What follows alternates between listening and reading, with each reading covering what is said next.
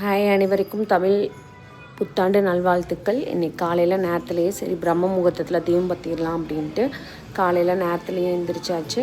4 மணிக்கு எந்திரிச்சு குளிச்சுட்டு தீபம்லாம் வெளியெல்லாம் பற்ற வச்சுட்டு சரி இன்றைக்கி செவ்வாய்க்கிழமை எப்போவுமே வாரம் முருகருக்கு நான் வேலுக்கு அபிஷேகம் பண்ணி பூஜை பண்ணி சாமி கும்பிடுவேன். ஸோ அதுவும் பண்ணிடலாம் அப்படின்ட்டு அபிஷேகமெல்லாம் பண்ணியாச்சு.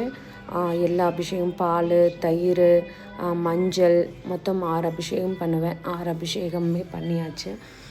ஸோ செவ்வாய்க்கிழமை இன்றைக்கி. அதனால் நீங்களுமே செவ்வாய்க்கிழமை முருகருக்கு வேல் வச்சுருந்தீங்க அப்படின்னா கண்டிப்பாக அபிஷேகம் பண்ணுங்கள். மாதத்தில் ஒரு டைமாவது வேல் வச்சுருக்கிறவங்க வீட்டில் அபிஷேகம் பண்ணணும். ஸோ வாரம் பண்ண முடியாட்டியும் நீங்கள் மாதத்தில் ஒரு டைம் கிருத்திகை, சஷ்டி அந்த மாதிரி ஏதாவது ஒரு தினங்களில் அபிஷேகம் பண்ணலாம். அபிஷேகம் பண்ணி முடிச்சுட்டு பூஜைகள்லாம் பண்ணிவிட்டு காலையில் உங்களுக்கு ஹோரை டைமில் நான் வெத்தலை தீபமும் ஏற்றி நல்லபடியாக சாமி கும்பிட்டாச்சு. காலையில் டிஃபன் என்னென்னு பார்த்தீங்க அப்படின்னா வெண்பொங்கல், உளுந்து வடை. ஸோ இதோட எங்களோட இதுவும்